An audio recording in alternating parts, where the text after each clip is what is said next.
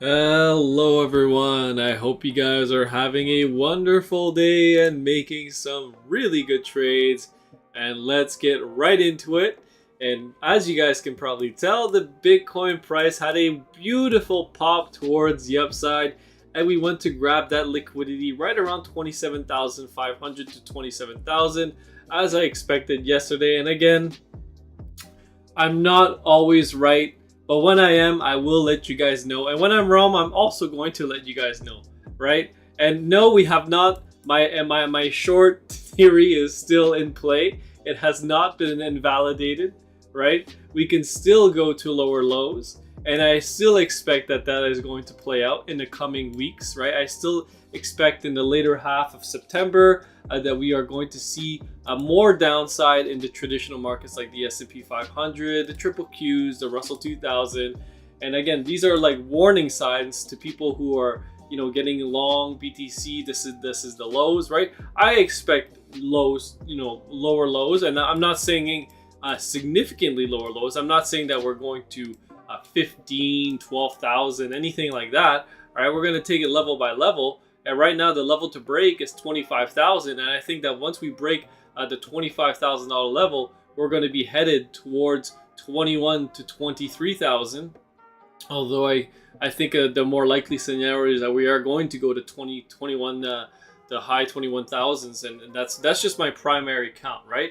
And this is using Elliott wave strategy, right? So the Elliott wave indicators as well, you guys can use that, and using it with market cipher is just like a cherry on top. It tells you exactly when the price is about to make its move. And right now, just looking at the chart, I think that we've topped out in the B wave here, and that we are going to start to head down into a C wave. But if this extends higher, right, and we come back up to a 29, 28,000, this could mean that the B wave high could still be in, like we could still be extending out here. But although I see this as the less likely scenario, and I still expect us to come back down. And once we come back down to 21 to 22K, I think that is going to be a significant low for Bitcoin. And I actually expect a lot of people to start to panic around this level, and they're going to start to unload and get out of their positions, and they start to expect a 15,000 once again. And I don't think that's going to be the case. I think that we're going to start to hold these levels here, and we are going to get a significant rally after that into year end, after maybe October, early November, depending on when we actually get the the low made. And then this would coincide with the markets actually pulling back as well. Let me just pull up a chart here for you guys. This would actually coincide with the markets coming down here in a fourth wave potentially. In wave 4, a lot of people think this wave 4 is already in, but I would argue that we are still in a C wave here in the S&P 500, and we are going to find a good amount of support right around the 4,200 area, and then potentially a rally back to the previous all-time highs, or maybe even potentially to make a nominal high in the market before really starting to roll over, and the economy will follow suit as well, right? But we're going to take it day by day and level by level, trade by trade. Okay, so right now, looking at the daily time frame, it is looking a little bit more bullish, obviously, with the price going up and the dual band strength index reflecting this with a 10 and a -4, right? So again, just looking at the chart right now, it is definitely looking up, looking a little bit better. It is firming up, but the primary count is still that this is a B wave, and that we are in negative money flow at the moment. So I still expect us to potentially fail, this rally to fail, and then start to reverse. So we may get a couple of more bullish days, and maybe even come back up and retest 28,000. But don't bet the farm on it.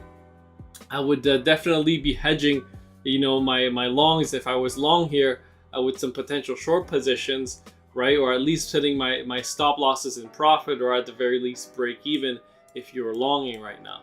And just looking at some lower time frames, like the 4-hour, you do have some green money flow. Don't get me wrong, but it is not very strong green money flow price action that I'm seeing at the moment. I think that we are going to potentially start to reverse back down any day, or maybe any time this week. And I don't know, I'm not gonna time it perfectly, right? And again, I know when the price started to come back down here, I made that video and I was just expecting more downside, but that's not what happened. Actually, we actually bounced and we had a bullish divergence play out on the RSI, and I actually warned some people inside the Discord that we may come back up and grab some liquidity, right? So this is exactly what happened, right? So now the longs got wrecked here on this dump, and now the shorts are getting wrecked after opening a bunch of short positions after the price faked them out. So now that they've hit both sides of the trade, that could be really ready now to make its true move either towards the upside or the downside. And again, my opinion would be the downside, because right now you actually have a bunch of longs that are, you know, FOMOing in as the price is starting to rally. And again, this would coincide greatly with the market starting to come in as well. And then just looking at, I mean, the monthly time frame is looking very bearish at the moment. With market cipher, you have a 16 and a -5 at the dual band strength index. You got two red dots right there on market cipher A and market cipher B. Weekly time frame is firming up though. Gotta acknowledge that. That looks quite good with the 12 and the -2, but the week isn't over and things can definitely change. If the daily time frame starts to roll over here, the weekly can flip to it could flip to negative, or at the very least neutral very quickly. Or even if it closes the week bullish and we don't get any news highs made, the next weekly candle is surely going to be a lot less bullish. All right, and looking at the daily time frame on the wave edge, we can see that we don't have any real green crosses or anything like that, no longing opportunities. If we go over to the lower time frames, we actually have two red crosses here. I actually followed up with a pump, but now the price has started to come in a little bit. So we'll have to see if this pump continues, or if that was it, that was just a fake out and the price is now starting to roll over. And we take a look at the 4-hour time frame. We actually have a liquidation here for the bulls there. So the bulls are actually longing up probably right around 27,700, and then price started to drop pretty rapidly. So maybe you got some liquidations on the 4-hour. But yeah, you just have a bunch of red crosses at the moment, and actually no significant selling just yet. So you've seen that in the past. I've mentioned this many times. The bulls, the whales will accumulate significantly and unload as well as the price moves up. So accumulation, and then, you know, distribution, and then you also have a bit of accumulation here on the daily time frame before this massive move up. And this was illustrated on not just one chart, but many charts as well, like the Binance, Bitstamp, and Coinbase chart. They all show the same signals. And again, that's also what you want to do as well. Get into a good habit of checking multiple exchanges, because sometimes if you just look at one exchange, you may not get the same signals as all the other charts. Okay, so that's good there. I don't really have anything else to add. I'm still short-term bearish. I know this may upset some people, and I mean, I'm not trying to be, trying to upset you and tell you what you want to hear, right? I'm just telling you my thoughts on the market. If people always tell you what you want to hear, which is if you're always bullish, then you're going to lose, and you're a trader, especially if you're a trader, then you're going to lose a lot of trades that way, right? And then just for, again, to reiterate, I am very much bullish long-term on Bitcoin. I am by no means, a long-term bear. I don't think that Bitcoin's is a scam, it's going to zero, anything like that, right? I am a holder of Bitcoin, and I'm just trying to make some trades along the way and hopefully guide you guys into some nice profits with some leverage trades. So if you guys want to subscribe, feel free to hit the subscribe button. The link, also if you guys want to join the Discord, the link's in the description. And if you guys want to get access to my trades and Hayden's trades inside the Discord, the link is also in the description.